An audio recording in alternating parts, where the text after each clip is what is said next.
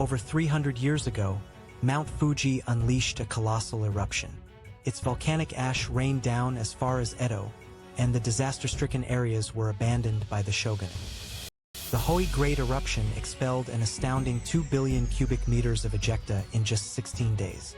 Yet, its devastation extended far beyond mere ashfall. Hidden beneath this tragedy lay an even more astonishing truth.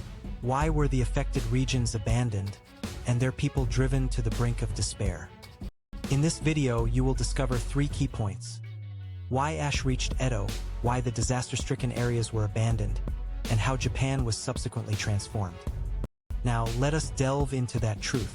The main feature also provides a detailed explanation of how this eruption influenced Japan's disaster preparedness efforts.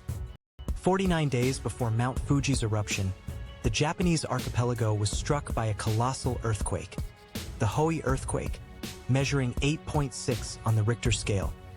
This was a tripartite megaquake, a linked event involving the Tokai, Nankai, and Tonankai regions. Its devastation stretched from Kyushu to Tohoku, claiming approximately 20,000 lives.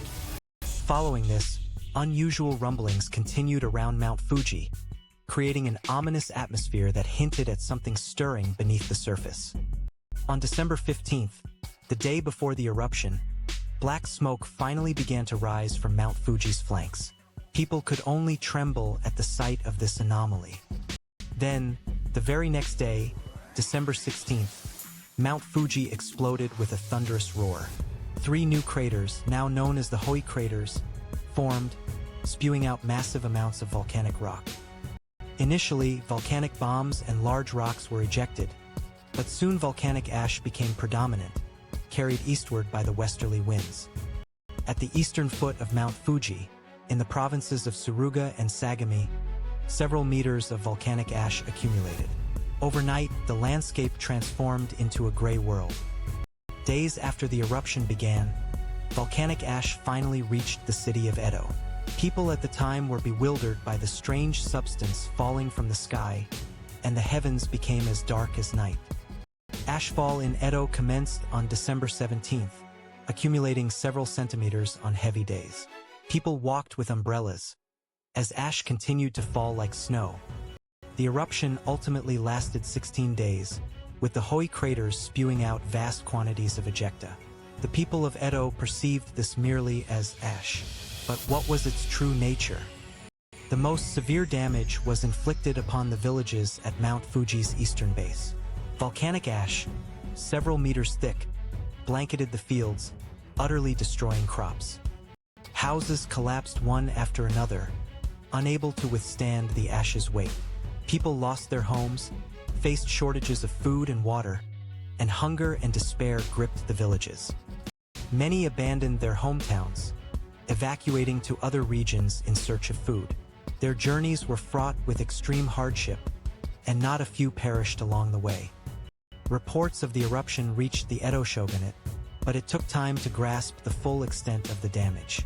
The distance was great, and information transmission was severely delayed.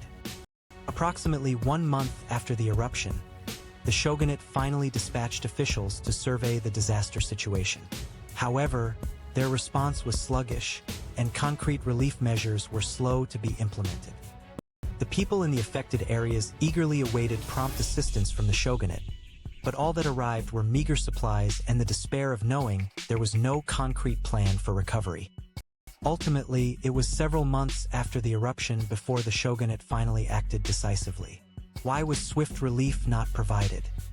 The volcanic ash transformed agricultural fields into barren land.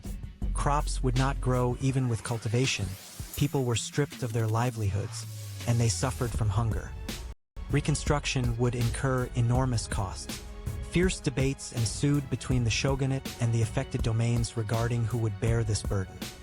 In the end, the shogunate merely offered temporary tax exemptions to the affected areas, and the costs of recovery largely fell upon the residents themselves.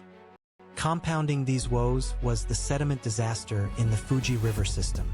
Accumulated volcanic ash flowed into the rivers, shallowing their beds. With every heavy rain, the rivers overflowed, engulfing villages and fields. People were now tormented not only by the eruption but also by devastating floods.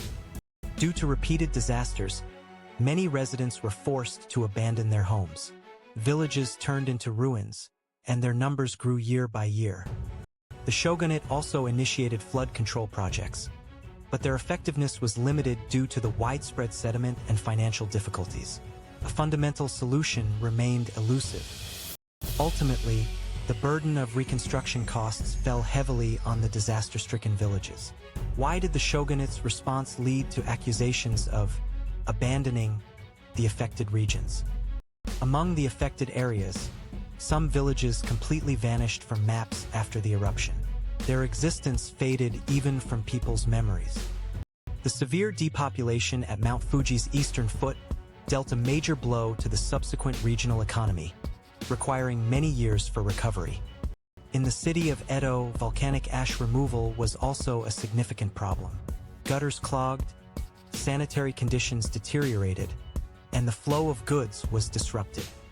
The Hoei Great Eruption triggered widespread social unrest across Japan. Famine, epidemics, and a decline in public order. The shogun at the time was Tokugawa Ienabu. Arai Hakuseki was appointed, and fiscal reform of the shogunate became an urgent priority. But the exhaustion caused by the disaster was profound. Changes were also observed in the reverence for Mount Fuji. As the sacred mountain bared its fangs, people re-recognized the terrifying power of nature. This great eruption became a crucial lesson for considering modern Japan's disaster preparedness. It starkly re-emphasized the necessity of being ready for natural disasters. The Hoei Great Eruption was not merely a natural disaster. It became a major event that shook the Edo shogunate's governing capacity and finances. So, what legacy did this experience leave for Japan? Why did ash fall as far as Edo? It was due to the scale of the eruption, combined with the fortuitous presence of the prevailing westerlies. The abandonment of the disaster-stricken areas was a complex result of the shogunate's financial difficulties, the widespread damage, and a lack of experience in dealing with an unprecedented disaster. And perhaps this eruption imprinted upon Japanese society the ever-present threat of nature, leaving a lesson that connects to modern disaster preparedness awareness. Mount Fuji, dormant beneath our feet, remains an active volcano. It reminds us of the importance of never forgetting the tragedy of 300 years ago and always being prepared. History still hides untold stories. Subscribe for more forgotten history.